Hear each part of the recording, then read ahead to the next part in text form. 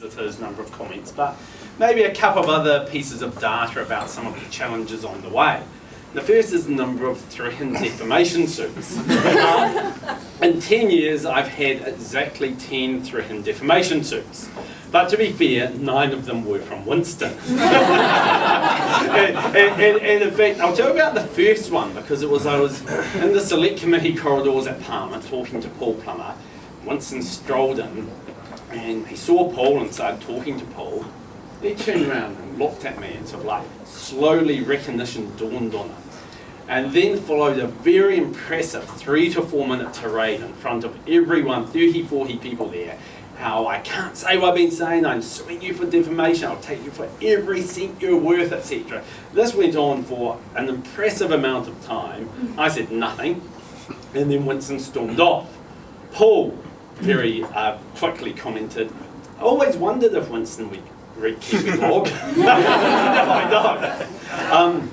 I actually later discovered, well, he didn't quite quantify what he was so upset over, and actually Deborah Coddington's partly to blame for this, because she mentioned to Winston one article I had posted, which was Winston had been doing a lot about how frugal he'd been as a minister, and how he didn't have a self-drive car, unlike other ministers. And I may have just blogged something along the lines of, well, to be fair, there weren't that many times Winston could legally drive the self-drive car.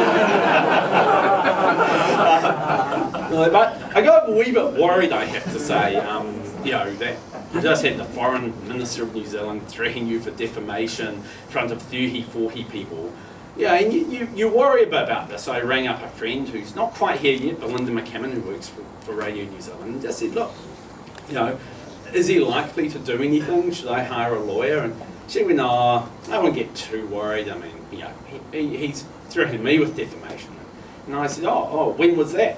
She looked down her diary and she went, last Thursday. I relaxed a wee bit after that.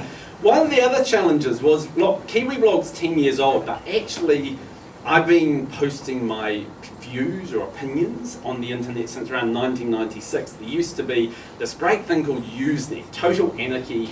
Anyone could post on any topic and say what they like. And it was great fun, and a few of those people have survived onto Kiwiblog today.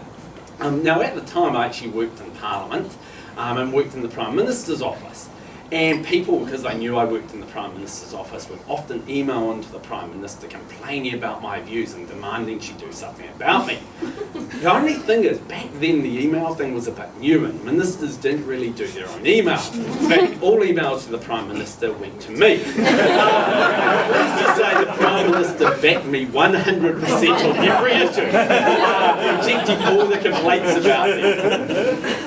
Then, a bit later on, when I was still working in Parliament for the Opposition Leader's Office, I started reading other blogs and thought, yeah, I've got a few views, set up my own blog, and just started posting my views on the world, and obviously politics were part of that. And at one point, after something in the House, I got a wee bit annoyed with the then Speaker, Right Honourable Jonathan Hunt, and I think I chose this deliberately, for he loves cricket. I compared him to a South African cricket umpire, saying he was about as neutral as a South African cricket umpire.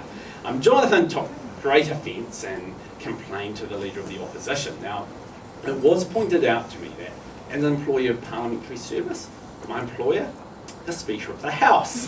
So maybe this wasn't possibly the best thing to have done.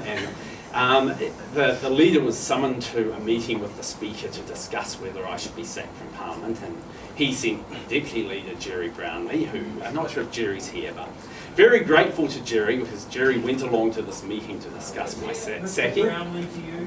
Minister Brownlee. Thank you, Minister. And Jerry went to the meeting, Minister Brownlee went to the meeting, came back, and slightly nervously I asked him, what happened? And very grateful to hear the response where it was, I told the Speaker that if he didn't behave like a biased South African rugby referee, my staff wouldn't compare him to one. And so I was very happy with that. But yes, being a parliamentary staff member and a blogger was probably somewhat difficult, I think. And so Kiwiblog probably became a bit more forthright in the views after I left Parliament in 2004. Now, a few people have asked about the tagline, which I do take to heart, of fermenting merry mischief. Now, there is a bit of a background to how I got that tagline. It actually came from Dr. Peter Davis, indirectly. That's the husband of Helen Clark. She actually wrote a letter to the New Zealand Herald, accusing the Herald of running a campaign against the government of fermenting merry mischief. And at the Qantas Awards, I bumped into the then editor of the Herald and sort of said, I saw Peter Davis's letter. And the editor just said, when I got up and saw the accusation fermenting merry mischief, I thought that was a perfect description of Kiwiblog. And I sat there and thought, you're right, it is. And with his permission, I stole that tagline.